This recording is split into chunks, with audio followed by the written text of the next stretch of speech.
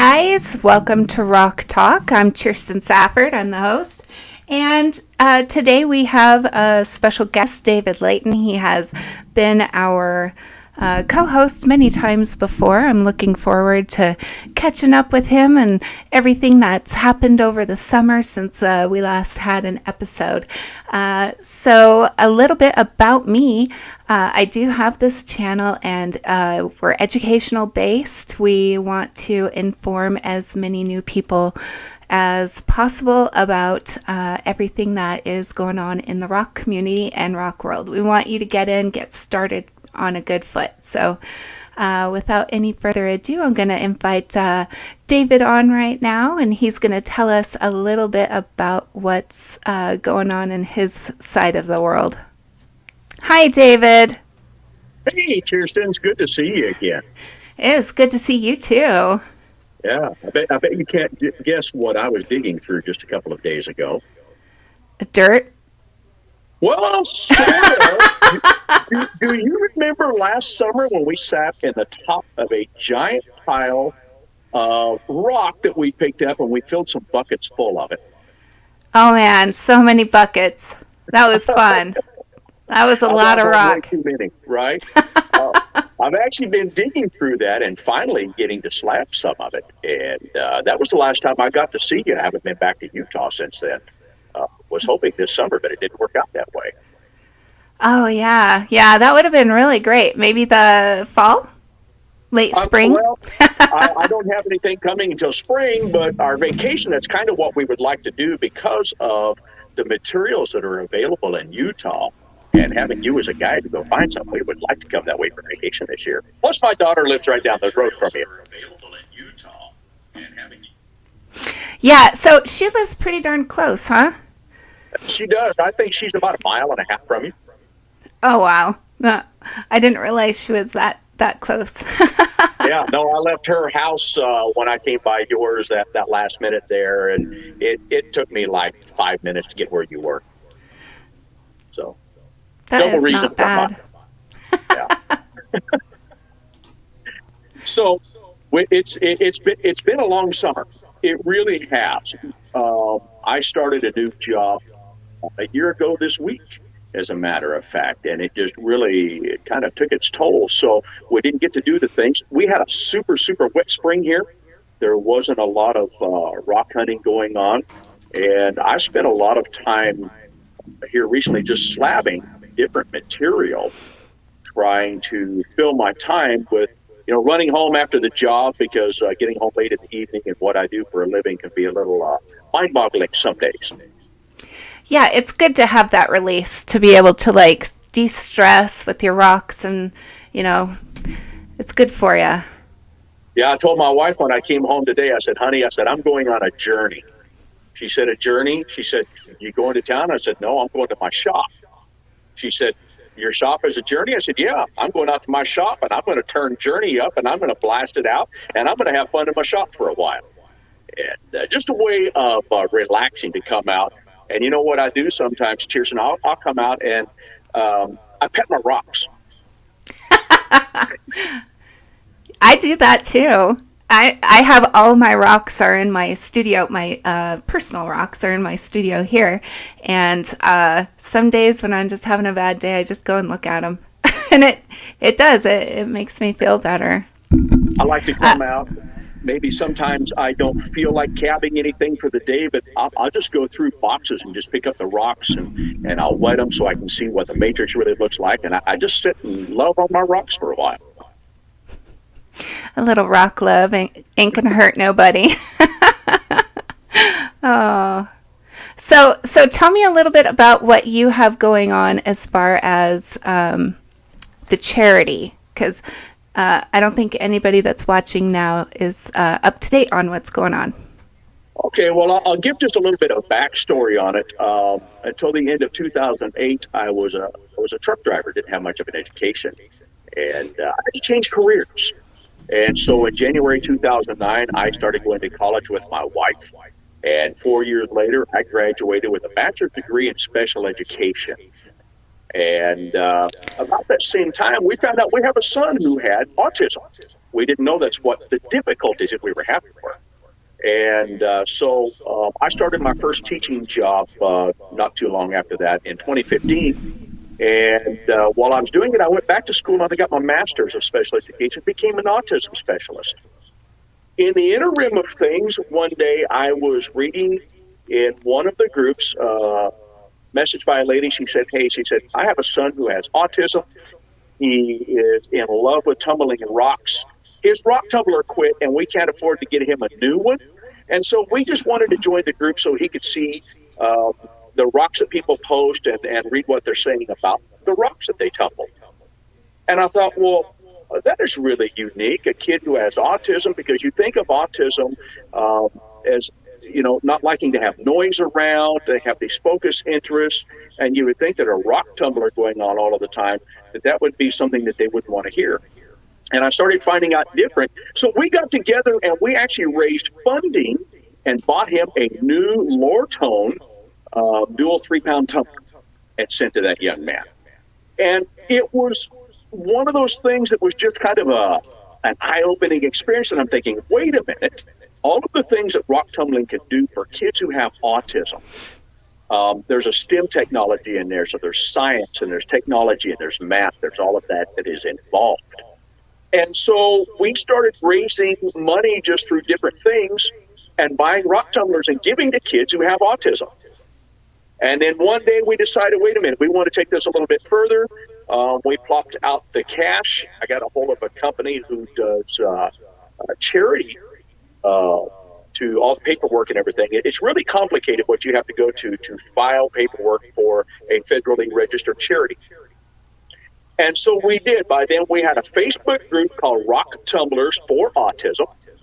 And matter of fact, you were with us on our anniversary when we hit 1,000 people, and we started growing again from there. And we're still adding to it. And so we filed the paperwork, and we became officially Cogwheels for Autism. And we have a website at cfautism.org, which is temporarily down. Hopefully I have it back up here in a couple of days. But we decided that was a direction that we wanted to go. And so we're still doing it. Mostly I make pop sockets that go on the back of your cell phone. Do I have one here? I'll see if I can see if I can get this one close enough up. I made this out of Rosetta lace for a client that I'm getting ready to send it to. And on the back of it, if you see, this sticks to your cell phone. And the socket pops out like that.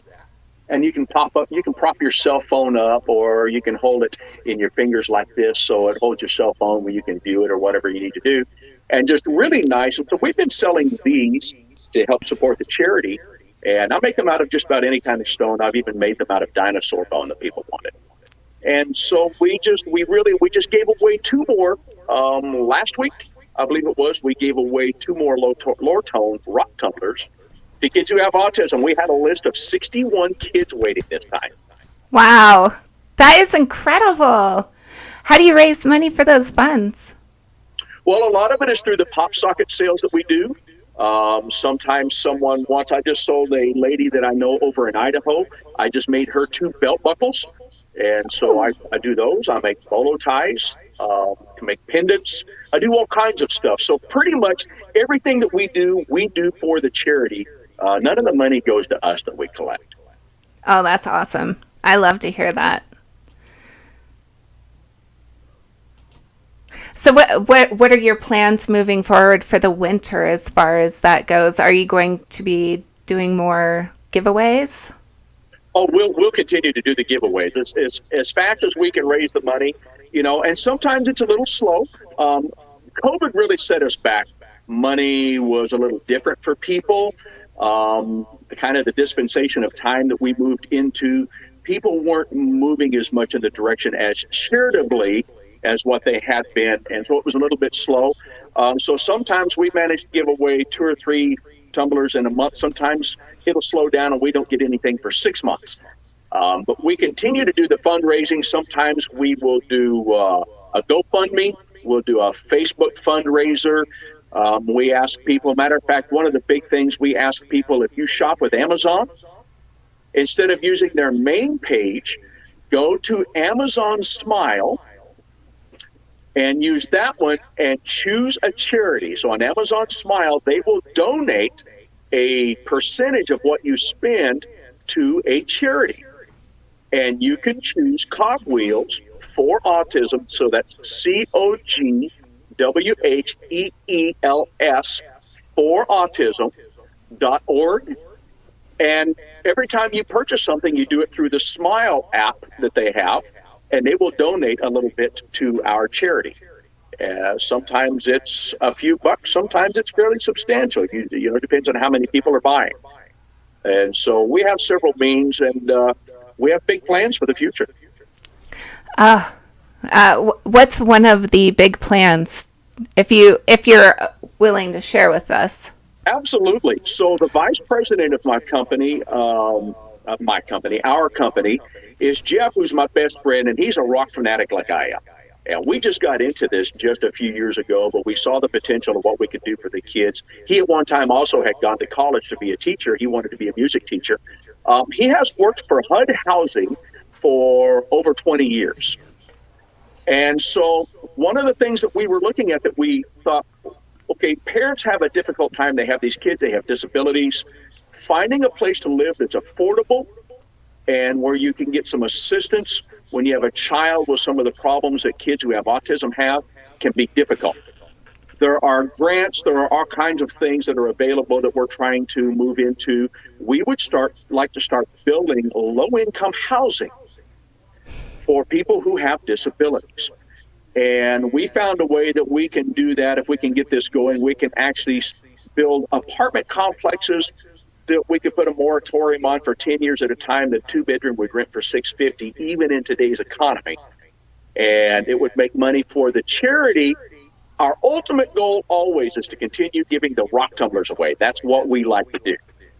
But this helps create revenue streams.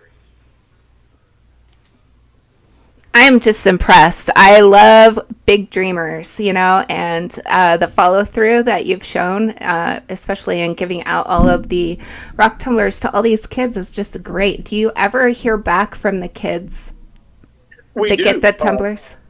Yeah, we have parents. So one of the requirements is the parents must join the Rock Tumblers for Autism on Facebook. And that's how we get a hold of everyone. And then we put their kid's name on a list. And so we ask them, hey, post pictures, come and tell the stories. And so we do. We get parents who will come on. And sometimes it's not real often that we hear from them. Sometimes they get excited and they just post like crazy and come on and show what their kids have been tumbling. It's so fun to inspire young minds. I know over the summer I have sent out multiple packages to kids that have shown any interest at all in learning about rocks, and with the kids, it's the dinosaur gem bone. They go crazy over owning something that used to be alive, that is their favorite animal in the whole world, So I've just been getting a kick out of doing that, on my free time. And I just, we want to grow your group, and we want to grow the funds, and we want to get all of the kids that we can to have a rock tumbler. Yeah. Absolutely. And that is our goal. And maybe someday we can even help out some of the big kids like us. Because there are a lot of people out there who have disabilities that what they live on does not afford them the ability to buy a rock tumbler. And so maybe someday we can move into that as well. That would be amazing when you consider the anybody that does get state or federal assistance has that cap where they can't have any more than a certain amount of money. So that would be very generous and I'm sure well appreciated by lots of folks. You inspire me, Dave. You inspire me. Well, don't get a big head though. All right, you got any really cool rocks you can share with us today? Well, to me, everything is a cool rock. I don't know that there's not a rock, that's not cool. But I've been doing a little bit of cabbing, and I've actually been doing a lot of slabbing lately. So I added a couple of more saws this summer to what I have. I picked up a new Highland Park 16-inch slab saw, and also Wow. one of their 10-inch slab saws and added it so that we could do some different things. And so, but one of the things, and where's my spray bottle? Oh, by the way, no shop is complete without Dragon's Blood orange cotton candy. Just so you know, that your shop will never be the same if you add this in. Okay, I'm going to go get some. We're not sponsored, promise. Well, unfortunately, I don't even know if that has a brand on it. My kids bring this home from wherever they work. But let's see how well you can see this. How's that looking there? I can't tell on the camera. I can see it. It's, what is it? Tell us about it. This is something that, honestly, I can brag about, Kirsten, that most people will never be able to say they've ever held. This is a piece of very rare petrified avocado tree. And interesting.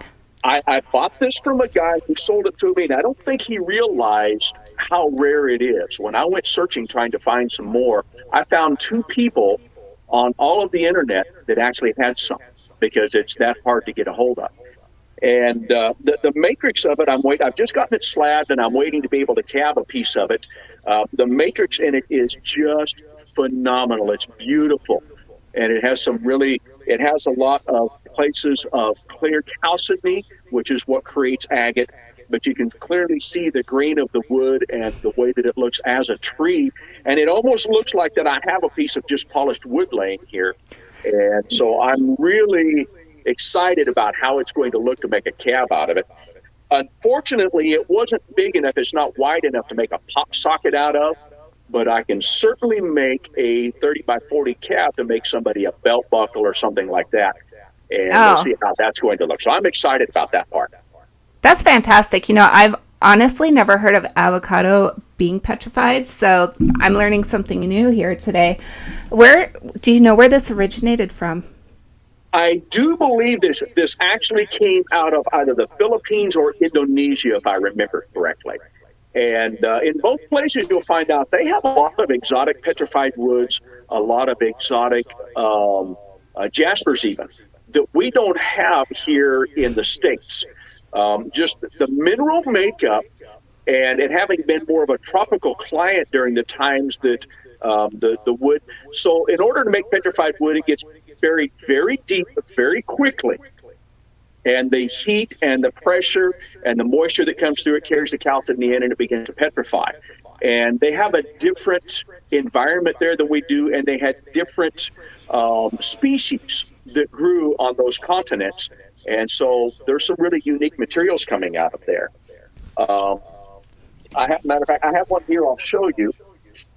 And I don't know what kind of wood it is, but this is what they call native copper petrified wood, and this is opalized. And I can't tell on my screen. Is it green? Because finding a green in a petrified wood is very rare. It is green. As a matter of fact, it has green and it has the dark blues, and it comes from the copper and the chromium. Yeah. Wow. Oh my goodness. And it is really hard to find here. Now, the green in Indonesia is not super plentiful, but finding the copper petrified wood is not actually rare in a country like Indonesia. They actually have quite a bit of it. Okay, maybe then I should say it's rare for us in the United States to find. Right, and the green in it is kind of rare almost anywhere because of the mineral that makes that, and then some of the rest of it fades in from the copper, and that has, if you were to see that up close, and I didn't have a way to do it, you can actually see the flakes of copper that are still in the petrified wood as the chalcedony ran in and began to cure and it's opalized around some of those areas. Sounds beautiful. I can't wait to see it when you polish it up. It is phenomenal, and had I remembered, somewhere I actually have a small cab that I made out of it, and I have it stashed somewhere. I have so many cabs stashed all over my shop. I have a real problem when something really strikes my fancy. I stash it away and don't let anybody have it. I do the same. I have so many hidey holes around this house where William will never find them. He'll be surprised if I die before he does. He'll be going through stuff. It just be rocks. He better not sell anything for what I told him that cost either, you know. Now, I just wondered, does William do you like Heather does me? I'll say, hey, honey, look at this cow I made. Honey, look at this slab. And she'll look at it and say, yep, it's a rock. Oh, yeah. I think we're married to the same person. She just, I think you gave me, when I was there last year, you gave me a piece of rutilated quartz, rutile and quartz for her, and I gave that to her, and I think that's one of the only 2 or 3 pieces that I've ever come up with that she actually liked and was excited about. One of those was a small pendant that I made her out of the first piece of dinosaur bone that I ever got. Oh, nice. Let's see. For Christmas last year, I made William that big placard that said our last name and had our state on it. And exciting news, I'll be doing custom orders. I found someone that's going to cut all my 100-pound boulders down for me. So super excited about that. But yeah, he's just like, oh, it's a rock. Very cool. Well, Heather wasn't impressed today when I went into the house and I told her, I said, honey, I said, I have the 14-inch, I have the 16-inch, I have the 10, and I have the 6-inch saws, right? I said, but really what I'm missing is the 24 and the 36, and I can get both of them together for about, $14,000. That's a good deal. Yeah, she wasn't impressed. I have problems getting things just because of cost and yeah, wow. Yeah, I saved, talk her into it. I have saved several years to get that 16-inch. Oh, I imagine. Yeah. So how much did it cost, the 16-inch Highland? Without a blade and shipped, and I bought this a year before COVID hit, and it was so far behind manufacturing. And then I had it in my garage a year before I got it set up, so I got it set up this summer. So I got it at the old rate. I think I paid $27.98 shipped for it at that point, and it's around $3,100 now. Okay, so how much is the blade for 16-inch? That blade for that one, actually, Highland Park has their own blade that I like. I like their black label, and I got that blade for $128. Oh, that's not bad until you not junk a bad it. Price of blade at all. Have you been able to use that same blade this whole time since you set up I've been using that all summer. I mean, it just I've not had it slow down yet. A lot of people like the MK diamond blades, the MKs, and I've used MKs. I've got one on my 14-inch saw. I really liked it. It was the DP 301, but honestly, this diamond, this Highland Park diamond that they have, it cuts circles around it. I am really happy with it so far. I'm so excited. So do I send my rocks directly to you to get cut? Well, it might be easier if I just load the saw up in the pickup truck and bring it over to your house. Come on by. You know you're always welcome here. It would be great to get to come again this summer. And I'm telling you guys, if you haven't got to go to Utah and go meet Kirsten, you're missing out. I went last year. We've been talking. I admin some of her rock and mineral identification groups. I admin also in the Dremel Lapidary group. And we've been talking for a couple of years. She admins in my charity group. And so last year, I got to go see my daughter and got to go see Kirsten at the same time. She knows where all of the honey holes are. She knows all of the guys that collect the great rock that they've got slabbed. She took me to see Tyree. I just completely blew his name. It's okay. Just Ty. I think he goes by Ty. Yeah. Goes by Ty. He has the greatest dinosaur bone, I think, in Utah. I agree. Yeah. And that's his whole gig. I think he sells rocks to afford to go out and do all these great big digs that he does, Right. Right. And that's living the dream, right? That's the dream we all want. We all want to go dig up dinosaurs. It is, and he treated us so well when we were there. So it's a trip that I recommend if you get to make. Go see Kirsten. She knows everybody over there. Vince Allred would be a really great connection to make. I am in Vincent because I actually own this beast sitting behind me is my Easy Cap. So instead of buying some of the big brand of capping machines, I went with the Easy Cab because I needed something that's easy to work on. I can run down to the local parts house if I need to replace something, and it does a great job. And so Vince Allred I know, is a friend of yours, and so Very I'll just best plug friend. in right there. And yeah, and so I get to know him on Facebook. I didn't have time to meet him when I was there with you this last trip, but hopefully next summer. Yeah, I'll take you up to his house. We'll have fun. It will Seems like a amaze great you. guy. Yeah, he's a great guy. I want to Definitely pet all the someone deer that I come to his support. door. I think. Oh, yeah. It was a blast. When we went to Ty's place, we picked up those buckets that I was talking about, and he had those. And I don't know if he still does this, but he had those 5-gallon buckets. We could pick up whatever we want. We sorted through those piles. It was 101 degrees outside, something like that. It was ridiculous. We were out there on top of that pile for several hours. $25 a bucket for as much as we could put in those buckets. And I've got, where's some of that? I have some, and it's a strange cut. This actually has some purple calcitony in it. And I'll see if I can get the camera close enough that you can see some of the on there. But it is really just so. Well, try to see around the camera and see how it's looking there. Oh yeah, that's vivid. That is red moss agate, and it fades into orange, and then it has purple calcitony through the center of it. And I was absolutely shocked. And that's some of the stuff that you and I dug out that I had in that bucket that I just slabbed up on the new 10-inch saw that I got. Yeah, And that's so, a local find. That's a Utah rock. I can't think of the name of what it is. I can't think of the name of it off the top of my head, but I was talking to someone about it the other day, and I want to say it has bear in the name, but that's all I can remember. So if I remember, I'll send you a message that has has the answer. To make my first cab out of it, and it would be nice to know, what the name of the stuff is. Yeah, for sure. We are looking forward to having some really great guest hosts this winter. The season for this show, we plan on running it up until late spring. Once summer starts, we want to take that time off for our families, for traveling around, for rock hounding. We didn't get to do any rock hounding. I think I went on 2 trips this summer because it was over 100 degrees in Utah where I live.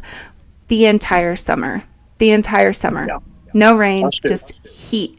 We cooked. And so I'm looking forward to it now that it's cooling off. It's going to be in the 70s next week, which is perfect summer weather for me. We're going to head out, and I'm going to take a few groups out. I don't like to advertise that I do that, but I do. I help people find the places, and I show them exactly what they're looking at, what they're looking for. That way they can come back there anytime after that. And these are all public places, so it's not like I do take people to mines. I can do that, but generally I just contact the mine owner and set them up so they go directly and deal with that. So there's no middleman, if you know what I'm saying. But we're going to go out to the Great Salt Lake. That's one of my favorite digs to do with kids. We're going to go probably not get muddy this time of year because it's all drying out. I don't know if you've seen that on the news, but it's big. It's big deal around here. Anytime that wind picks up, all those heavy metals get thrown up in the air. But we're going to go hopefully get some kids dirty and muddy and just have fun learning how to dig for giant crystals. They're like this big guys. Yeah. I love the kids get excited about that. I love to see it. Oh, that's the biggest joy. My grandfather and my father both were rock hounds, and they always took me out every time we went out. We'd go on an adventure looking for rocks, and some of the best memories I have with them were going out rock hounding. And I know you probably had similar experiences, right? Yeah, no, my kids, I've taken them up to Richardson's Ranch. We went up and dug thunder eggs with our kids there. Did that a couple of times. Jeff and I got to go to the Polka Dot agate mine this year. We went on a dig up there. And the great thing about that was my kids are old enough now that they don't go do much with us. But there was a young lady who had her daughter there, and the daughter was probably 7. And I looked over, and she was trying to dig out a nest of those thunder eggs and trying to dig around them. And she was excited. She would get a little piece out here and there, and getting to watch the kids. That's the really great part about it. Absolutely. So William is saying, William on here, William Marcus, he's saying, I wish I could find crystals here in Baltimore. We have, gosh, I don't know how many members in all of our Facebook groups combined, but we help people connect to people in different places. So there's some really great books out there you can find for finding rocks and finding crystals. And, you know, it never hurts to look for joining a rock club and learning from our elders, the ones that have gone before us, the ones who know where all these spots are. You know, a lot of times I've noticed people are getting really secretive about their hidey holes. And after 2020, we noticed a lot of decimation in a lot of places that we used to go. So we're a little bit more careful about who we take out, where we take them out. But going with rock groups is highly recommended. Absolutely. Well, and one of the things that I recommend to people who are looking for those places to go, find your local rock club. So here we have the Willamette Agate Mineral Society here where I live in Oregon. And almost every Saturday during the summer and the spring, the late spring when it's dry enough, they post digs that they're going to go on, and everyone who is a member is welcome to go. And they do the same thing. They'll show you all of the great holes in the places. A lot of times it's places where only they have permission to go dig and no one else can go. I think 2 weekends ago they went to dig white fur thunder eggs. I've never heard of that. Oh, they are. Are they furry? When you cut them open, yeah. We have, and Oregon is really, that is the one thing we have a lot of, especially in Central Oregon up in the high desert, is thunder eggs. And so you'll hear Richardson Ranch thunder eggs, the Lucky Strike Mine thunder eggs. Again, the Polka Dot Agate Mine has it's one of the big things is thunder eggs. And Oregon has literally a plethora of places to go dig thunder eggs here. And so if you find a place, if you don't know where to go in your area, go on Facebook, do a search, and find your rock and mineral clubs where they're at, and go join those so that you have access to the digs and you learn how to find those places. So in Utah, we have geodes. Sometimes they can be thunder eggs. So basically, William was asking, what's a thunder egg? A thunder egg is a rock that's formed, and the chalcedony, which is the clear quartz mineral, is all the way through. So a geode, you would cut it open and it would be hollow, and you would have just different crystals, whatever in it. But thunder eggs are solid, geodes are hollow. That's a good way to remember. And a geode forms in a little bit different pocket than what a thunder egg does. And a thunder egg almost exclusively forms in little lava bombs. They're hollow inside. And all of them will have a crack somewhere so that chalcedony, as it collects mineral, it runs through there for millions of years. And it's almost almost a sedimentary type of a process.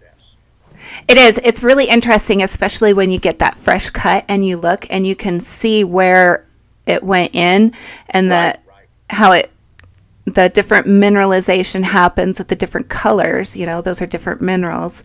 So it's very fascinating.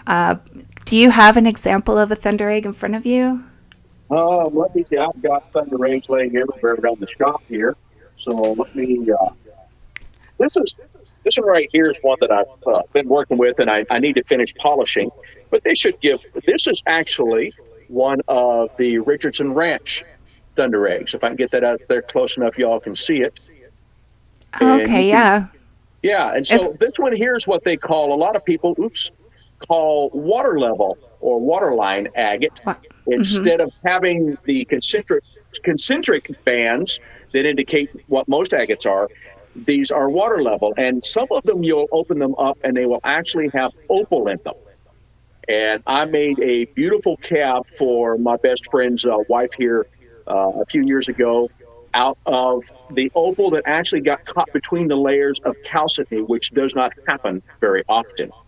And it was this beautiful pinkish orange layer inside that thunder egg. And so they are solid, or once in a while you'll find what they call a bug, VUG.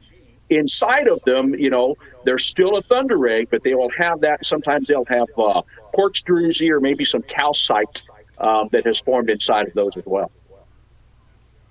So a vug is just a hole, if you want to think about it like that. It's just like a little mini cavern, a mini crystal cavern. Oh, well, it has just been great getting to see your face. I haven't seen you. I took off, 5 months from Facebook, YouTube, pretty much everywhere. I went no contact with just about everyone, and I recharged my batteries. Guys, it takes a lot of work to run everything, and I wouldn't have been able to do it without David and the entire rest of the admin team that we have over there on Facebook. So what are some of the names of our groups, David? Well, we have the Rock and Mineral Identification for Beginners, and then we have the Rock and Mineral Identification for Beginners open chat room.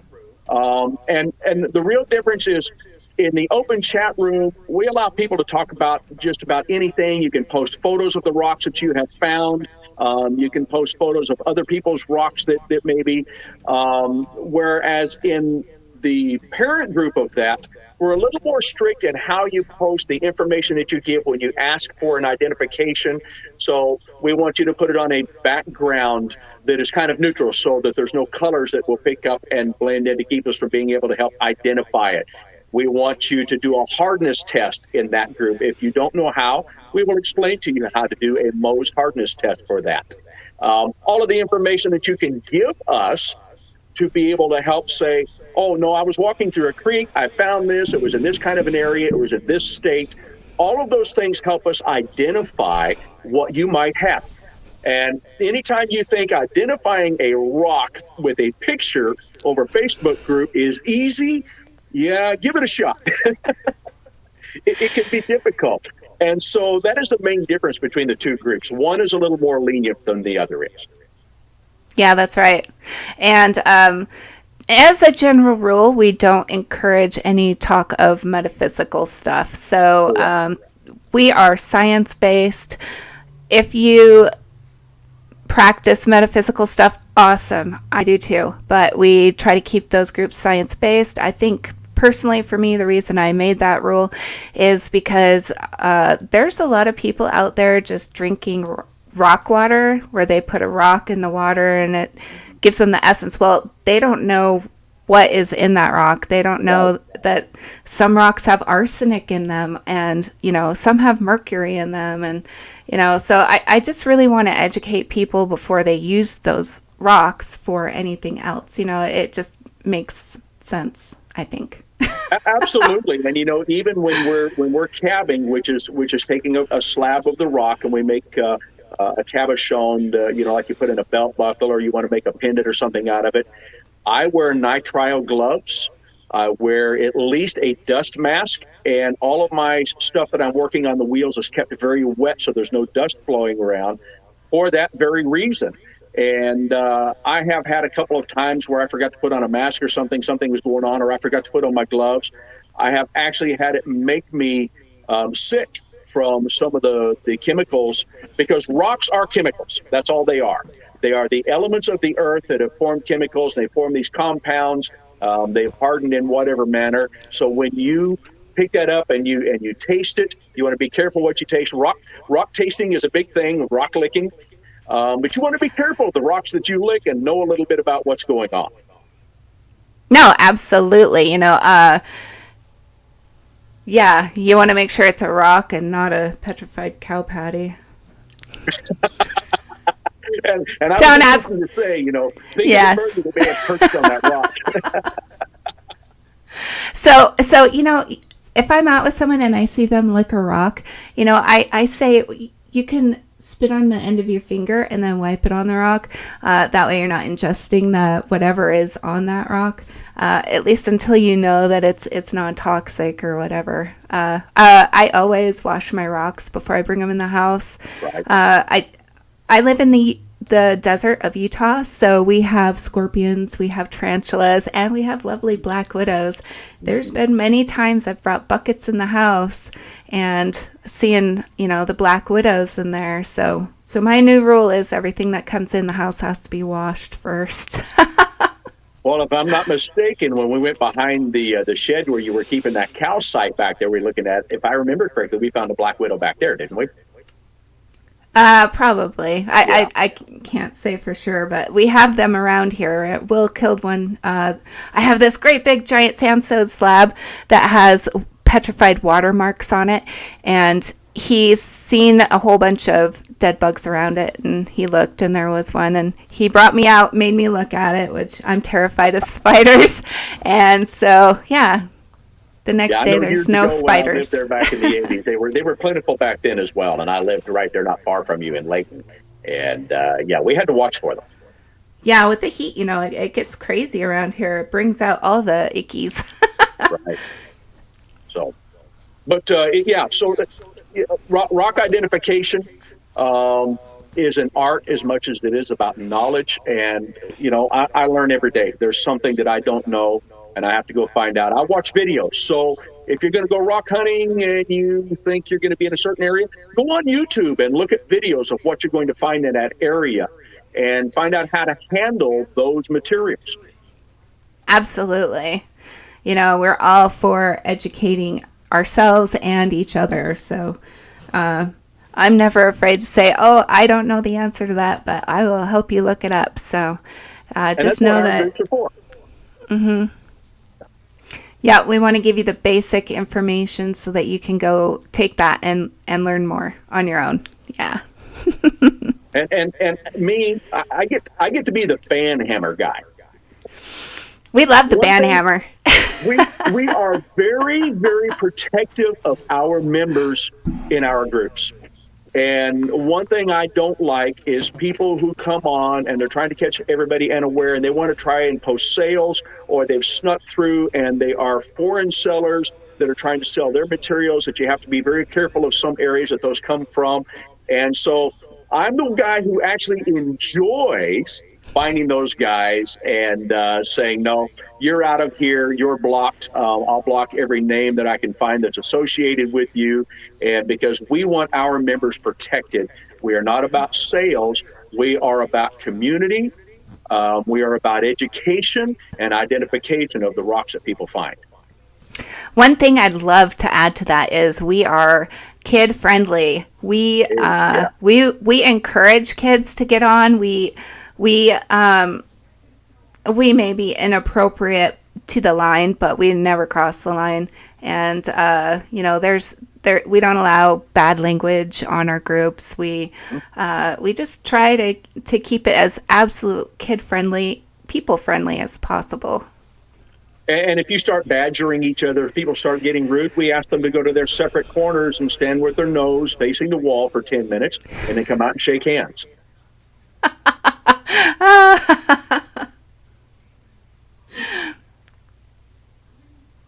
What are you going to say? I can't say nothing. We really do enjoy the people that we have, and we enjoy what we do. And where sometimes we're a little short-handed on people to help out here and there. You may spend 2 or 3 days trying to get the answer that you're looking for, but we certainly put an effort into it. And sometimes, honestly, we just don't know. Sometimes you'll post something and there's just no telling what it is because, again, either we've never seen it or maybe it's just difficult to be able to identify what you have from a photograph. And without some background information, it can be so difficult. So, yeah. Right. Yeah. So besides those two groups, I also have Rockin' Raccoon Mineral Sales Group on Facebook. I am on TikTok. I'm kind of frustrated with TikTok at this point in time, but I'm learning so much about how foreign sellers are working over there and the different things that I can bring into this next episode. I do plan on discussing that quite a bit because it's insane. I'm going to leave it at that. It's not like what you see on Facebook, but it's worse. Way worse. And it's coming. It is coming to Facebook. So I know that we have a lot of friends in common that are big time sellers, and it's going to impact everybody, just the way things are being done now. So we're all going to have to adjust big time. And I think a lot of sellers are seeing that now. That's where you get people. The rock world has become so prolific with people who want to get into it. I mean, before Facebook, there were rock hounds and there were people who made cabochons and they did things, but Facebook just really made it explode. And so now everyone wants a piece of the pie, or everyone wants to get into it and wants to try to make a few bucks, or maybe they're just enjoying the rock. And it is so involved in so many people now that it's hard to track and it's hard to keep people safe. It's hard to know who to trust and whether or not the materials they even are selling. And I see somebody every day on Facebook that's saying, don't buy from this person. I spent $500. They never did ship the materials that I have, and you come to find out that it was a place that typically you wouldn't want to be buying from anyway. But people get excited about what's offered, and a lot of it is the lack of education in the materials that they're seeing. Absolutely. Education is key. Like, before you are going to invest even more than $50, educate yourself on what you are buying for sure. And I think we'll go more into depth in that on next week's show. Scammers are a problem, and we want to make all of our members feel safe and be educated. Absolutely. So they can protect themselves and the ones they love. So with that, I think this has been an excellent show. I have just enjoyed seeing your face so much, Dave. I have missed you these last 5 months. I was just like, but you handled everything. You and Matt and Courtney and the rest of Brad and the rest of the team have just been so amazing. So a big thank you to you. Kudos. Well, we're vested in it. Thank you. We have personal investment in this. I mean, we've watched them grow, and you got us involved, and we just become a community and a family. So it was natural just to want to keep it going. Okay, so if you want to join any of the groups that we mentioned today, they are listed in the description of the video. So when we shut down, you can come back and look at the description and find all the links to that and more. I do have my book links up. Do you have any last words before we say goodbye for the night, Dave? Hey, one thing I like to remind everyone, we have the Rock Tumblers for Autism. If you have a child or you know someone who has a child who has autism, it doesn't matter what level, you just like to talk about autism, come and join our Facebook group, the Rock Tumblers for Autism. And, I'm not the world's greatest autism specialist, but I love autism. I don't know what it is about it. And people who have autism really seem to love rock, so we get along well that way. Come and join us and have a conversation. Absolutely. All right, Dave, you have yourself a great night. I'll talk to you later, okay? You too. Thank you, Kirsten. Okay, good night now. Oh, guys, that was so awesome. It was so great to catch up with Dave. I haven't seen or talked to him in about 5 months, so yeah, that was the first. So I just want to thank you all for being here with us, and keep on rocking.